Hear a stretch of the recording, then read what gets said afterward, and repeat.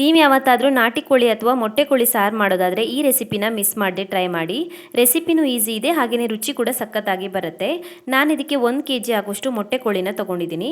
ಮೊದಲಿಗೆ ಒಂದು ಬಾಣಲಿನ ಕಾಯಿಸಿ ಅದಕ್ಕೆ 2.5 ಚಮಚ ಧನಿಯಾ ಕಾಳು, 1/4 ಚಮಚ ಕಾಳುಮೆಣಸು, 1/4 ಚಮಚ ಜೀರಿಗೆ, ಸ್ವಲ್ಪ ಗರಂ ಮಸಾಲೆ ಐಟಮ್ಸ್, ಹಾಗೆಯೇ 4 ರಿಂದ 5 ಬ್ಯಾಡಗಿ ಮೆಣಸಿನಕಾಯಿನ ಸೇರಿಸ್ಬಿಟ್ಟು ಮಧ್ಯಮ ಊರಿನಲ್ಲಿ ಡ್ರೈ ರೋಸ್ಟ್ ಮಾಡ್ಕೊಳ್ಳಿ. ನಂತರ ಒಂದು ಬಾಣಲಿಗೆ 2 ಚಮಚ ಎಣ್ಣೆ ಹಾಕಿ ಅದಕ್ಕೆ 2 ಈರುಳ್ಳಿ, 1 ಇಂಚ್ ಆಗುವಷ್ಟು ಶುಂಠಿ, 10 ರಿಂದ 12 ಬೆಳ್ಳುಳ್ಳಿ ಹೆಸರು, 1 ಕಪ್ ಆಗುವಷ್ಟು ತೆಂಗಿನಕಾಯಿ ತುರಿ, 2 ಟೊಮ್ಯಾಟೊ ಹಾಗೆಯೇ ಸ್ವಲ್ಪ ಕೊತ್ತಂಬರಿ ಸೊಪ್ಪನ್ನು ಸೇರಿಸಿ 2 ರಿಂದ 3 ನಿಮಿಷಗಳ ಕಾಲ ಹುರ್ಕೊಳ್ಳಿ. ಹುರಿದಿರುವಂಥ ಮಸಾಲೆ ಐಟಮ್ಸ್ ತಣ್ಣದಾದ ನಂತರ ಅದಕ್ಕೊಂದು ಸ್ವಲ್ಪ ಅರಿಶಿನ ಪುಡಿ ಹಾಗೆಯೇ ಅದಕ್ಕೆ ತಕ್ಕಂತೆ ನೀರನ್ನು ಸೇರಿಸಿ ನುಣ್ಣಗೆ ರುಬ್ಬಿಟ್ಕೊಳ್ಳಿ. ನಂತರ ಒಂದು ದಪ್ಪ ತಳ ಇರುವಂಥ ಪಾತ್ರೆಗೆ 4 ರಿಂದ 5 ಚಮಚ ಎಣ್ಣೆ ಹಾಕಿ ಅದಕ್ಕೊಂದು ಸ್ವಲ್ಪ ಕರಿಬೇವಿನ ಎಲೆ, 2 ಚೆನ್ನಾಗಿ ಹೆಚ್ಚಿರುವಂಥ ಈರುಳ್ಳಿ ಸೇರಿಸಿ ಚೆನ್ನಾಗಿ ಫ್ರೈ ಮಾಡಿಕೊಂಡು ಅದಕ್ಕೆ ಮೊಟ್ಟೆ ಕೋಳಿನ ಸೇರಿಸಿ ಸ್ವಲ್ಪ ಹೊತ್ತು ಚೆನ್ನಾಗಿ ಫ್ರೈ ಮಾಡಿ ರುಚಿಗೆ ತಕ್ಕಷ್ಟು ಉಪ್ಪನ್ನು ಹಾಕಿ ಮುಚ್ಚಿ ಅರ್ಧ ಗಂಟೆಗಳ ಕಾಲ ಬೇಯಿಸ್ಕೊಳ್ಳಿ.